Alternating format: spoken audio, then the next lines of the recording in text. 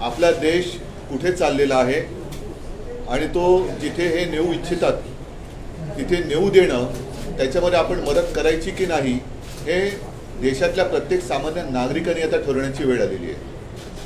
नड्डांची एक दोन वाक्य ही हे बिहारमधले मुद्दे आहेत जे मला आता ई पेपर आपल्या त्याच्यातनं तुम्ही काढले. आता त्याच्यात त्यांनी काय म्हटलेलं आहे की लोक 20-30 वर्ष इतर पक्षात काम करून भाजपात येतात, म्हणजे यांचं कर्तृत्व एक तर शून्य, यांच्याकडे काही आचार विचार असं काही नाही आहे. भाजपसोबत लढणारी किंवा लढणारा आज कुठलाच राष्ट्रीय स्तरावरील पक्ष नाही, कुठलाच विचार पक्षांकडे नाही. हे फार भयानक आहे. आणखी पुढे जे आहे त्यांचं म्हणणं असं आहे की हा एकच म्हणजे इतर संपले, जे संपले नाहीत ते संपतील आणि फक्त आपण टिकणार. हे जे त्यांचं वक्तव्य आहे हे देशाला एकछत्री किंबहुना हुकुमशाहीकडे नेणारं वक्तव्य आहे. ओडिसा एक व्यक्तीचा पक्ष, तेलंगणा, तामिळनाडू, महाराष्ट्रात शिवसेना जी संपण्याच्या मार्गावर आहे ते त्यांनी प्रयत्न करूनच बघावा. राष्ट्रवादी कुटुंबाचा पक्ष, काँग्रेस पण भाऊ बहिणीचा पक्ष, भाजपाला वंशवादाच्या विरोधात लढायचे आहे. पहिला भाजपचा वंश कुठून सुरू झाला हा पण एक महत्त्वाचा मुद्दा आहे, कारण तेच म्हणतात की इतर पक्षात काम केलेली लोक आपल्याकडे येत आहेत. मग इतर पक्षातले लोक जर त्यांच्याकडे येणार असतील तर भाजपचा वंश तरी नेमका कोणता आहे? आणि आजचं जे राजकारण चाललेलं आहे ते अत्यंत निर्गुण आणि घृणास्पद आहे, अत्यंत निर्गुण आणि घृणास्पद आहे. म्हणजे त्यांच्यासोबत जे येतील ते आपले हे एक राजकारणात मी समजू शकतो, पण नुसते सोबत येतील ते नाही.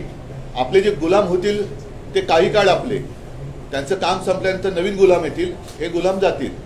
हे गुलामगिरीकडे वाटचाल करणारी ही दिशा त्यांनी ठरवलेली आहे आणि त्याचा सगळ्यांनी प्रत्येक पातळीवरती विरोध करायला पाहिजे.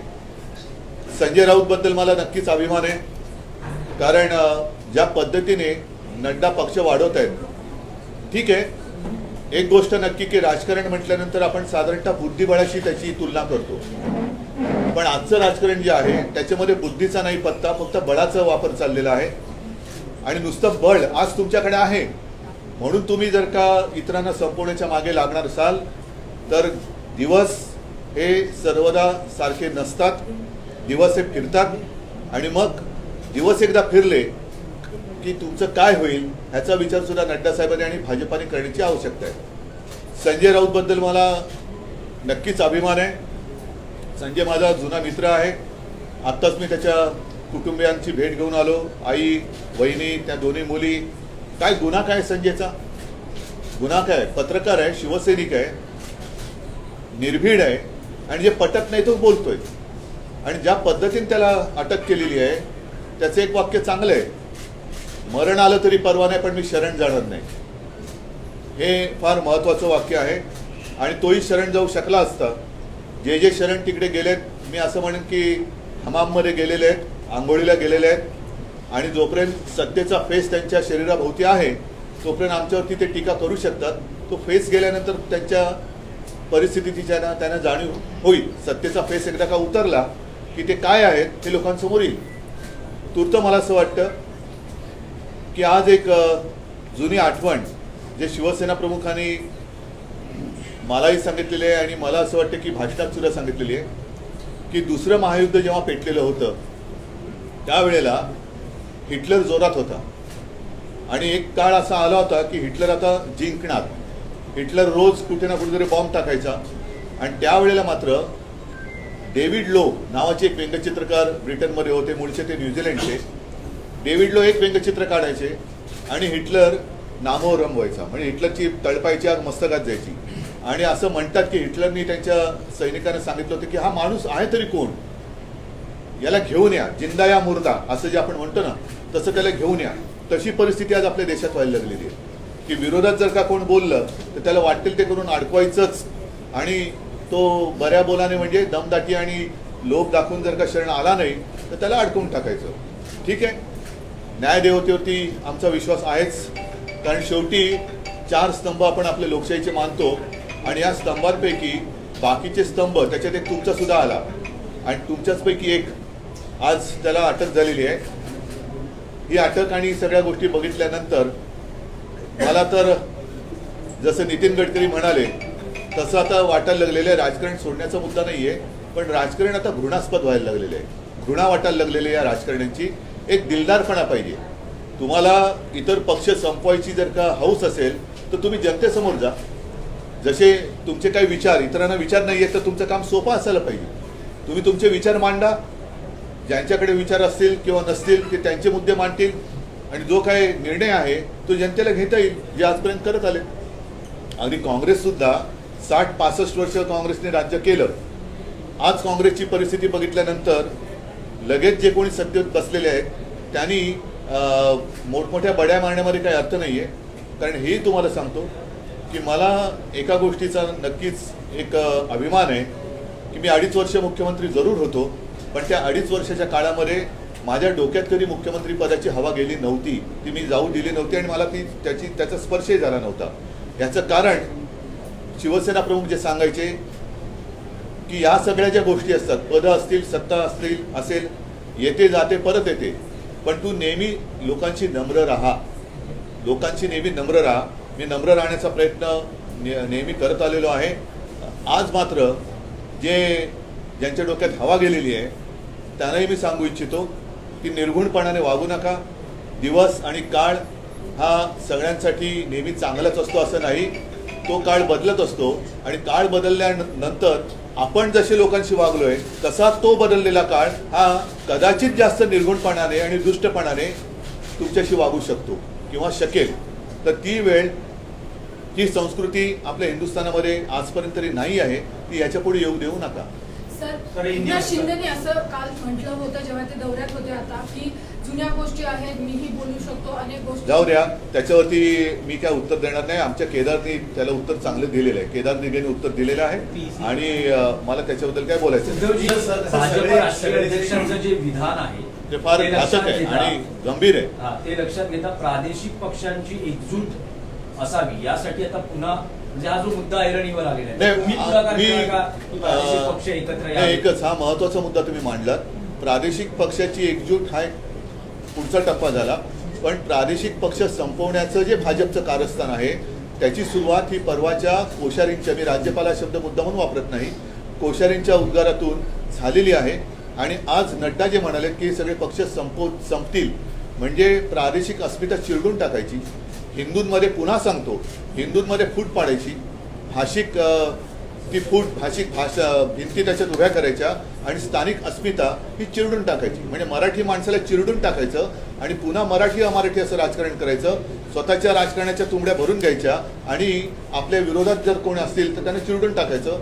असं हे भाजपाचं कारस्थान आता अत्यंत भेसूरपणाने जनतेसमोर आलेलं आहे. सर, एक प्रश्न असा आहे की ज्याप्रमाणे आपण प्रादेशिक पक्षांना ताकद देण्याची गोष्ट करता, ममता बॅनर्जी या ठिकाणी आल्या आणि सगळ्यांना एकत्र करण्याचा प्रयत्न केला, परंतु तो प्रयोग मात्र राष्ट्रपती उपराष्ट्रपतीच्या या निवडणुकीमध्ये एकत्र शेवटी एक लक्षात घ्या, त्याही वेळेला म्हणजे तेव्हा आणीबाणीच्या वेळेला आणीबाणीला एक अनुशासन, देशाला अनुशासन पाहिजे म्हणून शिवसेनेने जरूर पाठिंबा दिला होता. कारण ते पुन्हा त्याच्यावर ते बोलतील तुम्हीच पाठिंबा दिला होता. हो, ते अनुशासनासाठी. कारण तो सगळा इतिहास आणीबाणीचा काढला तर त्या सगळ्या गोष्टी तुम्हाला दिसतील. पण तेव्हा सगळेजण ज्यांचा राजकारणाशी संबंध नव्हता, म्हणजे अगदी आपले पु ल देशपांडे, मी महाराष्ट्रपुरतं बोलतोय, दुर्गाबाई भागवत वगैरे, हे सुद्धा साहित्यिक विचारवंत, की त्यांना कळत होतं की अरे हे योग्य नाही चाललेलं आहे. त्यांनी परिणामाची पर्वा न करता त्या लोकशाहीच्या होमकुंडामध्ये उडी मारली होती आणि लोकशाही जिवंत ठेवली होती. तर मला असं वाटतं की एखादी गोष्ट म्हणजे जसं राष्ट्रपतींची निवडणूक असेल, आणखीन गोष्ट असेल, त्याच्यावरनं लगेच तुमचं ऐक्य होणार की नाही हे काही अवलंबून नसतं. आत्तासुद्धा वेळ गेलेली नाही म्हणण्यापेक्षा अजून वेळ पूर्ण आलेली नाही आहे, पण ती वेळ जाण्याच्या आधी किंवा वेळ येण्याच्या आधी देशातील सर्व राजकीय पक्षांनी म्हणण्यापेक्षा सर्व जनतेने विचार करण्याची वेळ आता आलेली आहे. हे जे सगळे बंडखोर त्यांच्यावेळी काही लोकांनी म्हटलं होतं ईडीएल चौकशी सुरू झाल्या की तुम्ही भाजपशी जुळवून घ्या, म्हणून मी म्हणताना हमाममध्ये गेलेत ते. तो सत्तेचा फेस आहे त्यांच्या शरीरावर. तो फेस गेल्यानंतर मग काय दृश्य असतं ते मला बोलायचं नाहीये, तर ते कळेल. पण याच्यात मला मी पुन्हा सांगतो की जसं आता माझ्या बाजूला अरविंद आहेत, वायकर आहेत, सुनील आहेत, असे अनेक, म्हणजे कोणतरी एक दलाल बोललाय की आता यांना आमदार आणि खासदार शोधावे लागतात. एक दलाल कोणतरी बोललाय, दलाल आहे तो, तर आमदार आणि खासदार ठीक आहे, पण माझ्याबरोबर आहे ते दमदार आणि वफादार आहेत. माझा उद्धवजी, हाच होता की उद्धवजी, तुम्ही पण उद्धव साहब, हिंदी में बताइए, आज भी पूरा देश सुन रहा है जिस तरह से जेपी नड्डा जी का बयान आता है और कल जिस तरह से संजय राउत साहब को गिरफ्तार किया जाता है, आज आपने परिवार से मुलाकात की, आपकी क्या प्रतिक्रिया है? जैसे मैंने अभी कहा कि नड्डा साहब ने जो भी कल कुछ भाषण दिया है, क्या उसमें आपको प्रजातंत्र दिखाई दे रहा है? सिर्फ एक ही पार्टी, मतलब उनकी जो पार्टी है वही रहनी चाहिए और वही रहेगी, और बाकी सारे पार्टी जितने सारे पक्ष हैं, सारी पार्टियां हैं, वो खत्म हो जाएगी. आज तक हम मानते थे कि ये शतरंज, यानी कि मराठी में कहते बुद्धिबल, तो इसमें शतरंज नहीं है, बुद्धि का कोई ठिकाना नहीं है, सिर्फ बल वापरले जाते हैं, शक्ति का उपयोग किया जा रहा है. और अगर ऐसे ही आपका तरीका होगा तो मैं यही कहना चाहता हूँ, जमाना एक रहता नहीं, सारे लोगों के लिए दिन जो है बदलते रहते हैं. अच्छे दिन बुरे दिन, अच्छे दिन कब आएंगे वो बात अलग थी, लेकिन ऐसे लोगों के बुरे दिन तो जरूर आते हैं. और आप जैसे बर्ताव उस वक्त अन्य लोगों के साथ करते हो, शायद उससे बुरा बर्ताव उस वक्त जनता आपके साथ कर सकती है. तो मेरी विनती है कि जो भी विचार अगर आपके पास है, सोच आपके पास है, जनता के सामने आइए.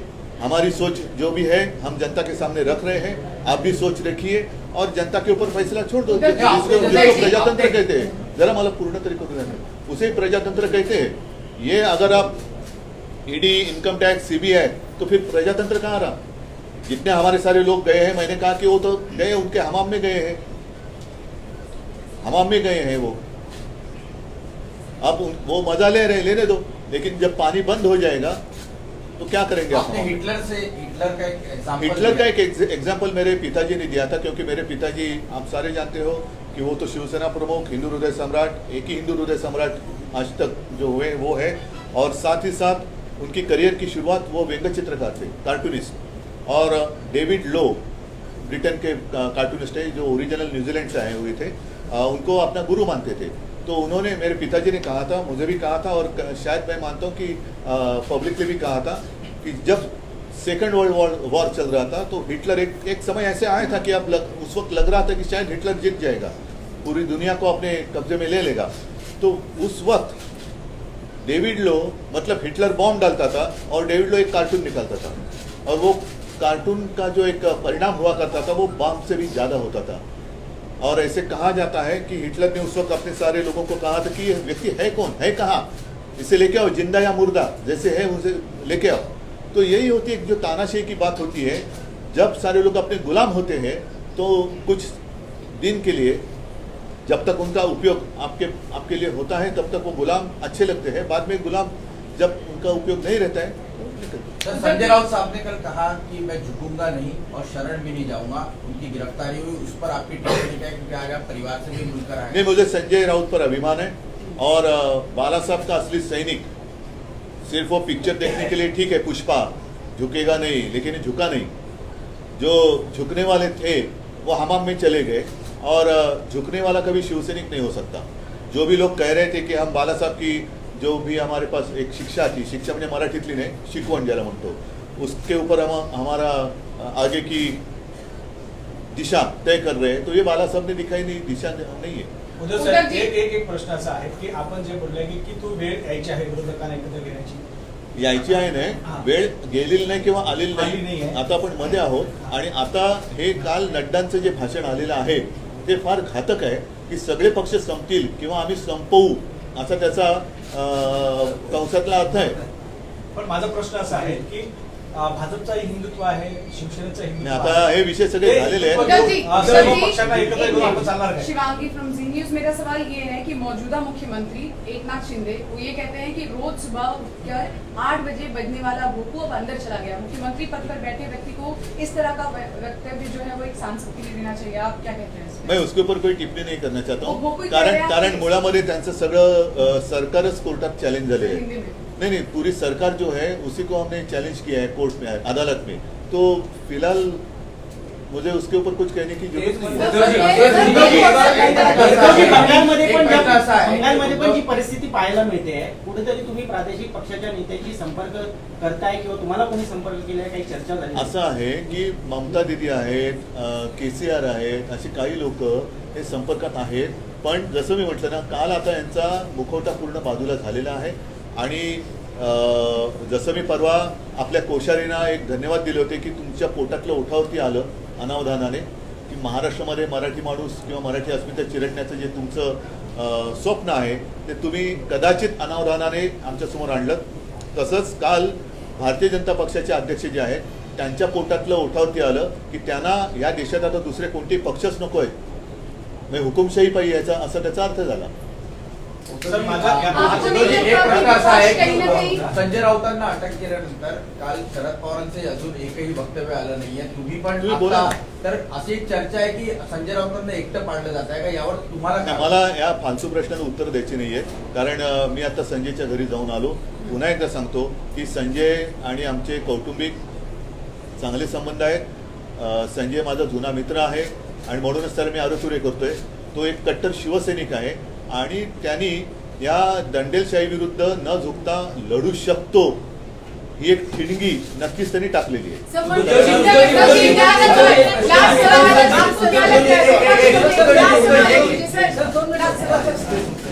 माझा प्रश्न असा आहे, सगळे विरोधी पक्ष एकत्र लढणार हा एक शेवट. अरे बाजूला